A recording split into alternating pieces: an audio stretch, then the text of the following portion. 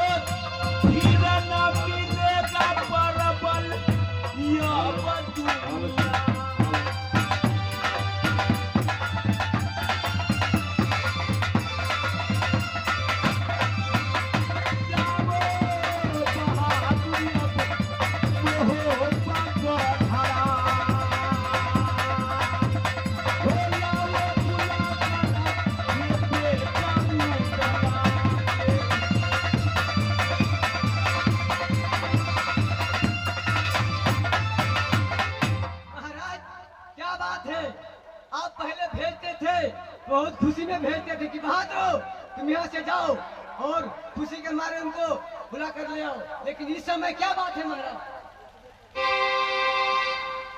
जाओ, मैं जो कहता हूँ उतना ही समझो।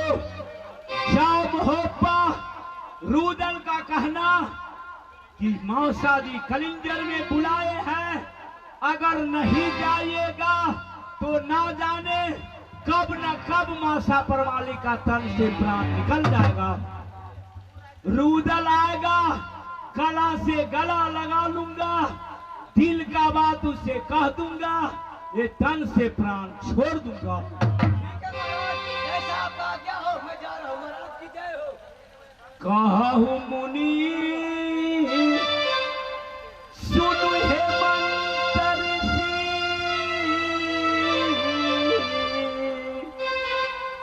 जो विधिनी खेलिला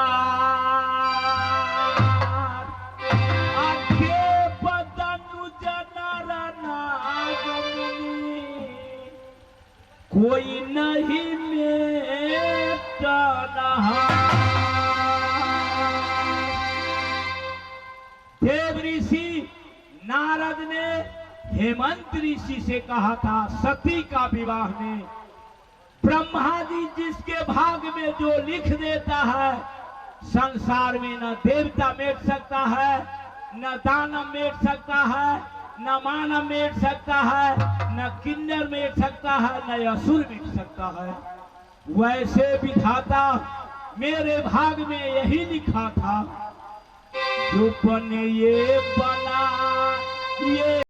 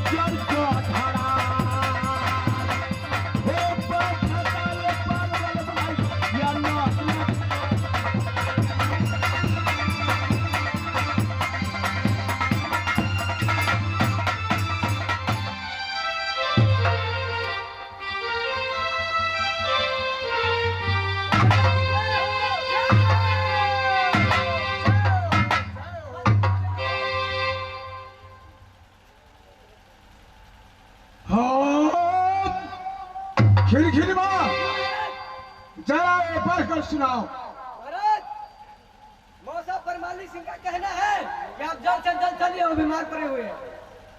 जाओ कहो जी महाराज। मौसा जी मुझे याद किए हैं। जी महाराज। वो उतरा जाएगा ये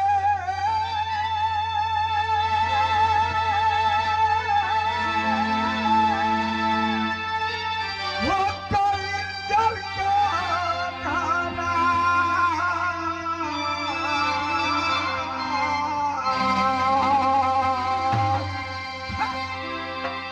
वो जाकरो मिलेगा ये मौसा बराबर।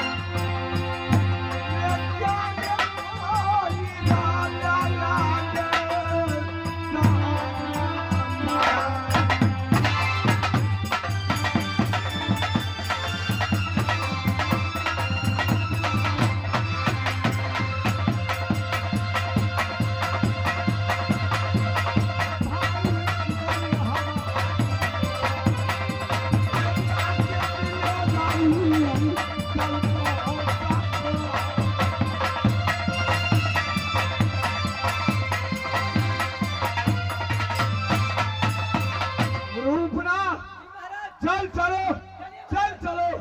मौसा क्या मुझे याद किए हैं? चल चलो।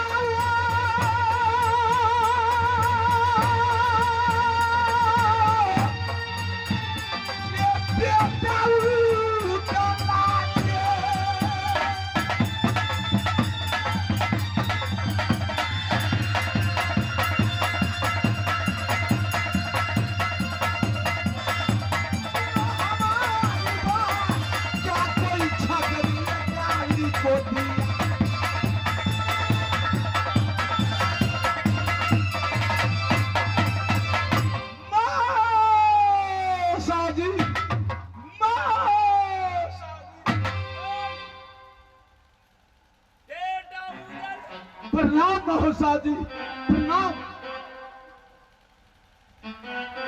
कौन मुंह लेकर मैं उदल के सामने जाऊं? महोसा जी, उदल के जीते जिंदगी आप रो रहे हैं महोसा जी। कौन मुंह ले या बाधा मैं जाऊं? नारी है तू प्रिय बंधु गमाऊ। लंका कांड की प्रसंग है जिस समय लखनलाल का शक्तिवान लगे थे। राम ने लक्ष्मण को गोद में लेकर लक्ष्मण से कह रहा था, हे लक्ष्मण, तुम्हारे बिना मैं अवध कैसे जाऊंगा? अवध का जनता पूछेगा कि राम लक्ष्मण कहाँ है? महल में जाएंगे, माँ कौशल्या सुमित्रा के कई पूछेगी राम लक्ष्मण कहाँ है? अवध का जनता कहेगा कि राम लंका में अपने नारी के कारण अपने भाई लक्ष्मण का गमा दिया। हे लक्ष्मण, तुम्हारे बिना मैं कैसे अवध जाऊं? वो उदला के बिना मैं कैसे जाऊंगा?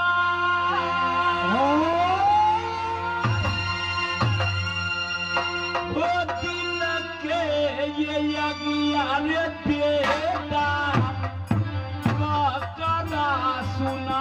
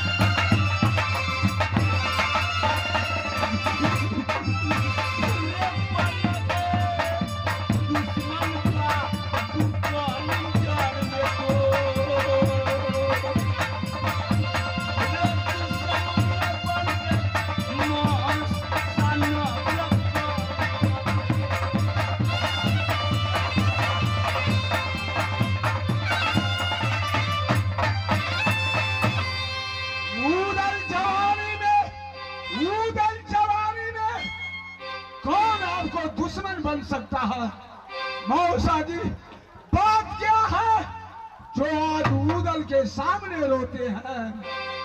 क्या कोई छतरी गाली को दिया? वो क्या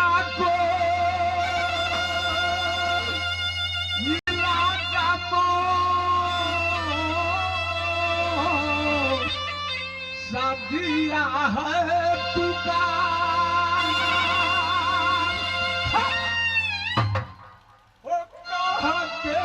सुनाएंगे मौसा उजाला।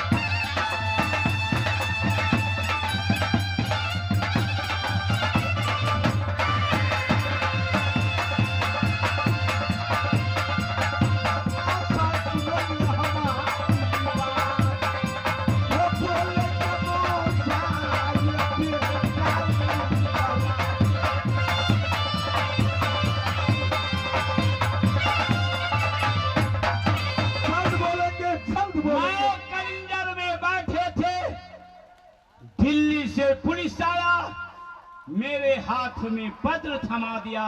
अच्छा कि दिल्ली पृथ्वी चौहान आपका दिल्ली में बुलाए हैं। मैं कलिंजर से दिल्ली गया। जब दिल्ली राज दरबार में उपस्थित हुए उरियंग निवासी मामा माहिल, सुरजा धाधोल, चौड़ा, पृथ्वीपति बैठे थे। पुलिस पलटन फौज गार्डिंग पर मौजूद था। सुरजा धाधोल बोला कि परमाणिक सिंह तो मैं दिल्ली उपस्थित थे। सुरजा धाधोल चौड़ा ने बोल गया, परमाणिक सिंह एक वचन दीजिए, मैं इसीलिए बुलवाया हूं।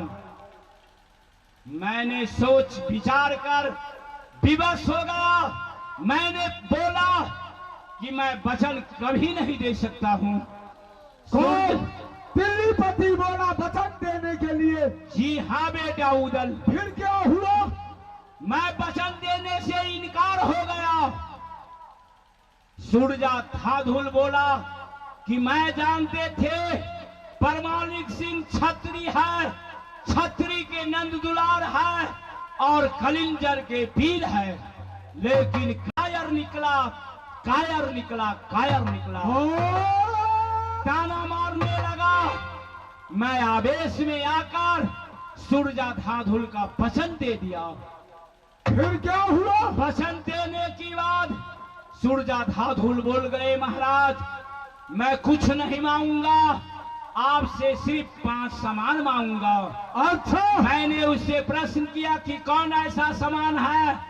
वो बोला सेंदल बेंदल घोड़ा जो रुदल और देवा बैठता है, जो ब्रह्मा ने दिया है, पारस मणि पत्थर, मगहिया पान और आल्हा सर के ताज और अमर भगवती देगा। मैंने सुनते ही मूर्छित होकर गिर गया, बेचैन हो गया कि ये 5 सामान मेरे बेटा उदल का प्राण है। ये 5 सामान लेकर 51 किला में विजय प्राप्त करता है। ये सामान जब निकल जाएगा उदल खाली हो जाएगा।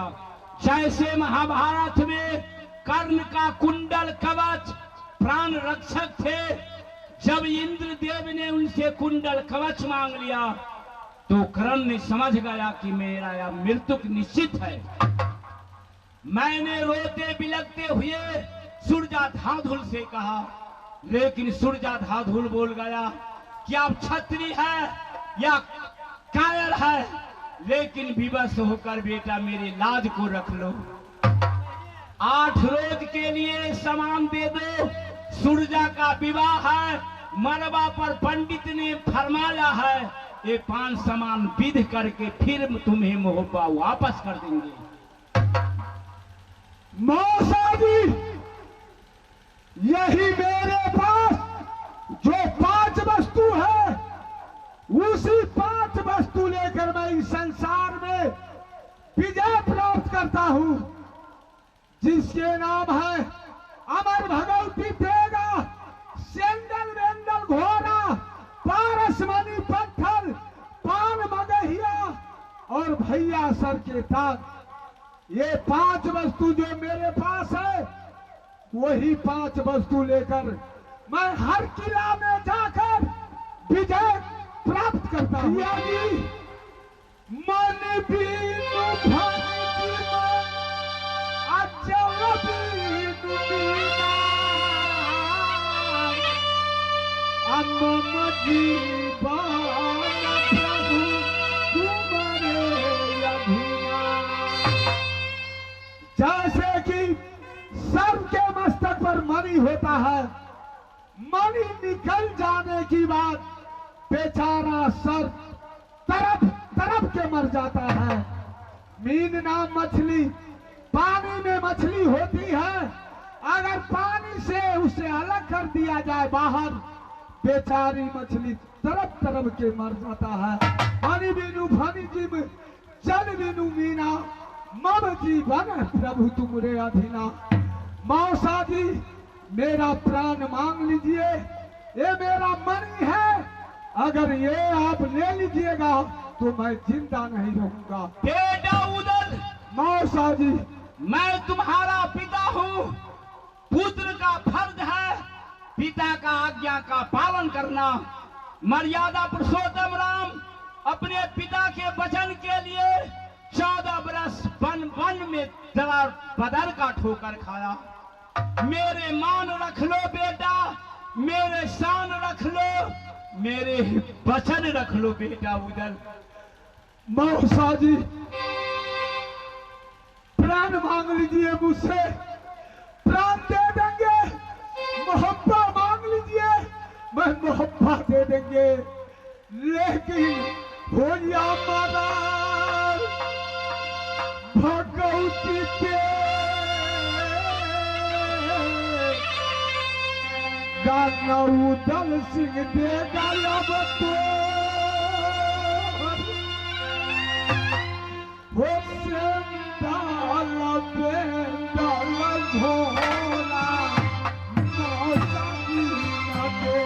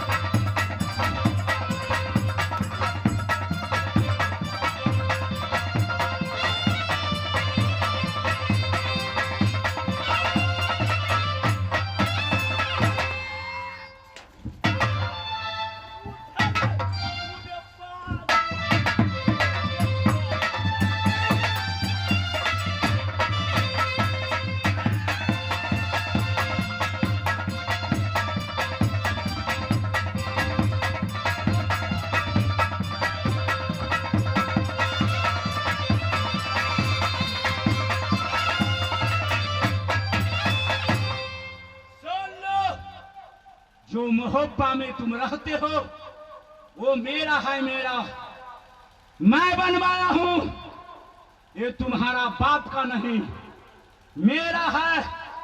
जब तक तुम मोहब्बा में अन्न खाओगे, गौ के मांस खाओगे, पानी पियोगे, मद पियोगे, रात्रि में सोओगे, अपनी मां देवला के सेज पर सोओगे।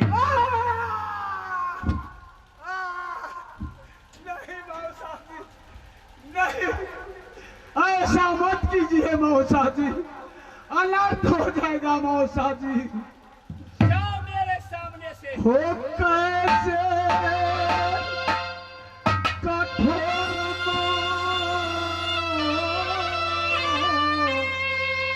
सब बन गए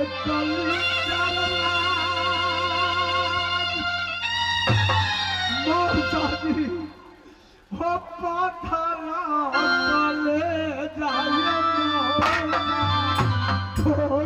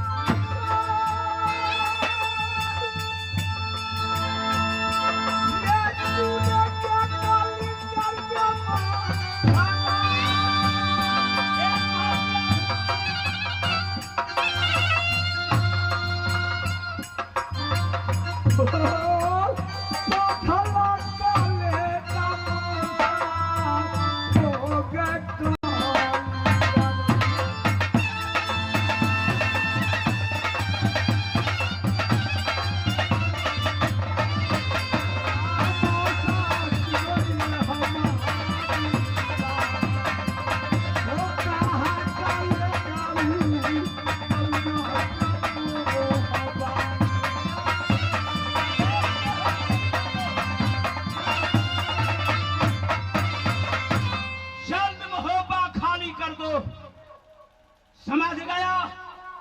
जब छतरी का नंद दुलार हो तो जल्द मेरे खाली कर दो। ठीक है मौसा जी,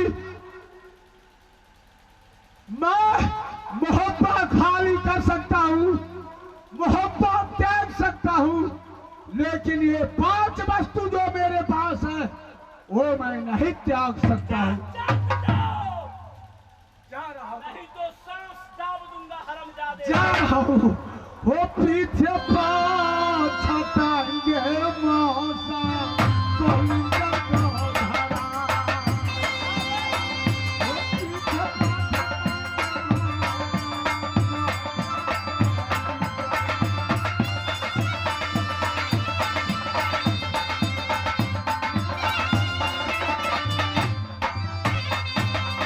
भैया ये सुनेंगे बकरिया के समान। वो पीपत मोटरिया पड़ेगा पतहारू।